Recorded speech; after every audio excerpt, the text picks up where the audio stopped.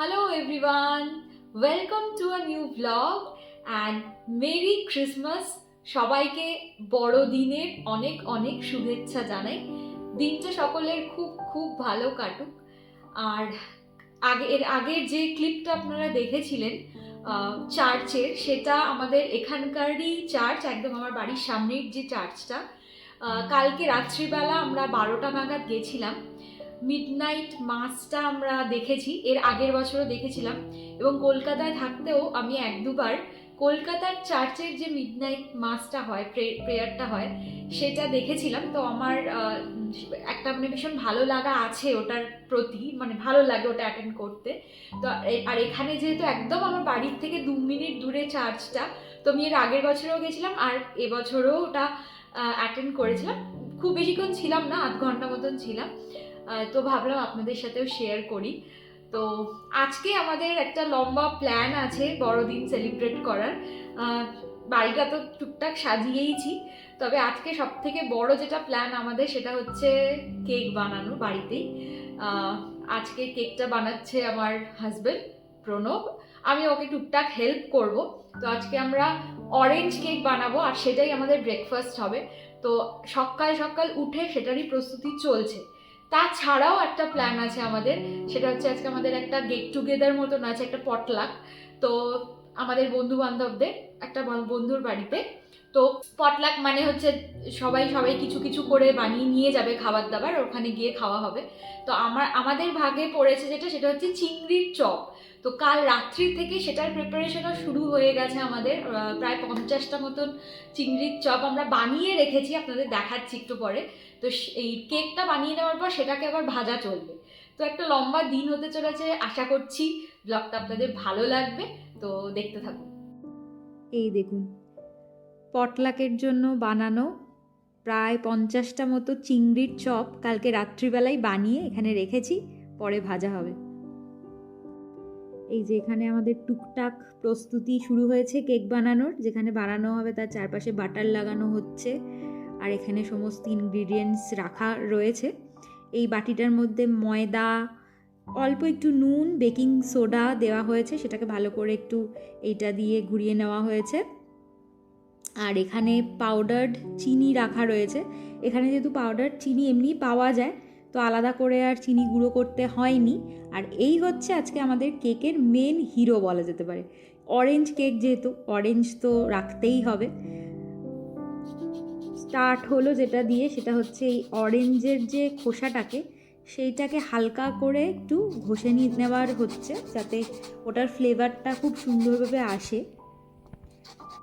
আমরা ঠিক করেছি যে যদি আজকে এই কেকের মিশনটা সাকসেসফুল হয়, ভালোভাবে হয়ে যায়, তাহলে আমরা এরপরে শীতকাল যেহেতু আর পৌষ সংক্রান্তি আসছে, তো ওই সময় একটু পিঠে ট্রাই করব, কারণ পিঠেটা একটু ডিফিকাল্ট হয় বানানো।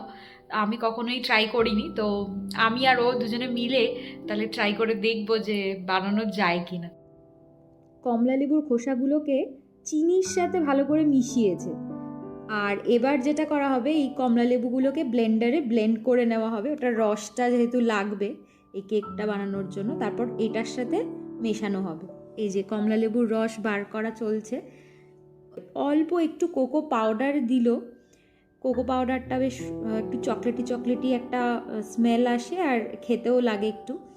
আর এই যে অরেঞ্জের যে রসটাও বানিয়েছিল, সেটাকে এবার এই ময়দার সাথে মিশিয়ে এবার জাস্ট ভালো করে প্রায় আধা ঘন্টা থেকে 40 মিনিট করলে ভালো হয় আর কি। তো ভালো করে এই ময়দাটার সাথে এই যা যা ইনগ্রিডিয়েন্টসগুলোকে নিয়েছেও, এবার সেগুলোকে মিক্স করতে হবে। এটাই আসল কাজ যতটুকুনি আমি জানি। ও আর লাস্টে দিচ্ছে হচ্ছে দুধ। ব্যাস, এবার জাস্ট এটাকে মিক্স করতে হবে।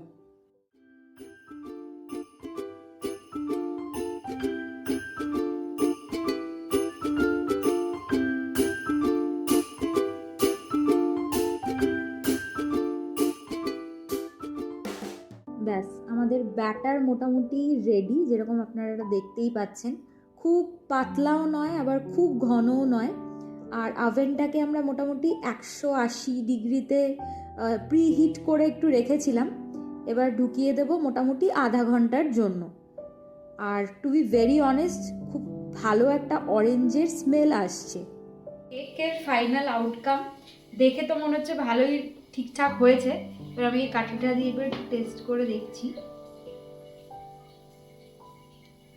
হয়ে গেছে আই থিঙ্ক, কারণ কিছু লেগে নেই। এই যে টুকরো খেয়ে দেখছি।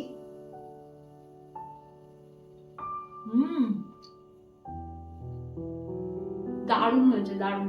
পুরো অরেঞ্জের একটা হালকা ফ্লেভার, গন্ধ আসছে, খুব ভালো হয়েছে। ফার্স্ট অ্যাটেম্প যথেষ্ট ভালো।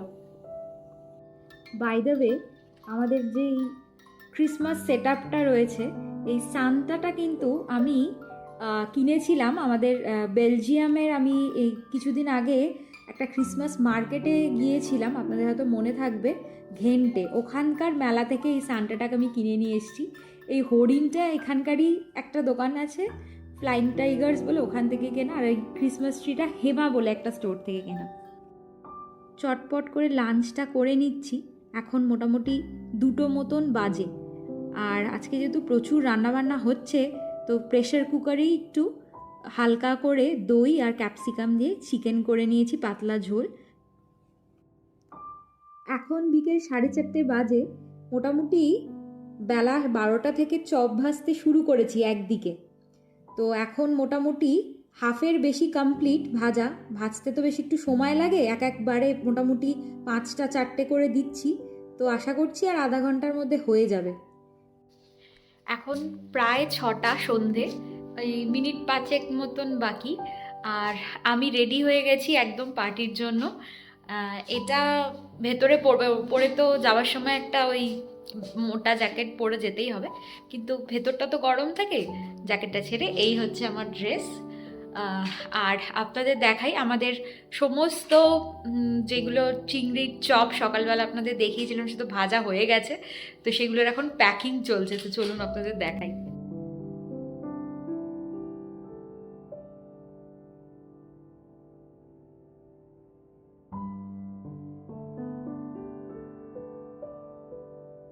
ছটা 10-15 বাজে।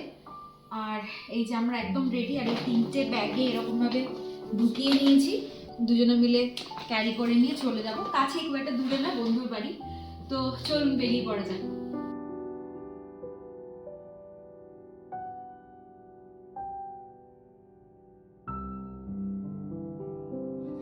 পৌঁছে গেছি পার্টিতে বন্ধুদের সাথে। এবার শুরু হবে আড্ডা, খাওয়া দাওয়া, গান। এখানে একদল সেলফি তোলার পর সেটা কেমন এসছে দেখতে ব্যস্ত। Good morning. আজকে পরের দিন 26 তারিখ। কালকে রাত্রিবেলা ফিরতে ফিরতে প্রায় 11:30-12টা বেজে গেছিলো। খুব সুন্দর একটা সন্ধে কাটলো সবার সাথে, আড্ডা, গল্প, গান, খাওয়া দাওয়া। আর ফিরে আর ব্লগটাকে শেষ করা হয়নি, তো সেই জন্য আজকে করে দিচ্ছি। আশা করছি কালকের দিনটা 25শে ডিসেম্বর আপনারা সবাই ভীষণ ভালো কাটিয়েছেন পরিবার, বন্ধুবান্ধবদের সাথে, প্রিয়জনদের সাথে। আর আজকের ব্লগটা কেমন লাগলো অবশ্যই কমেন্ট করে জানাবেন। যদি ভালো লাগে লাইক, কমেন্ট, আর অবশ্যই আমার চ্যানেলটাকে একটু সাবস্ক্রাইব করে দেবেন। ভালো থাকবেন, সুস্থ থাকবেন, দেখা হবে পরের ব্লগে।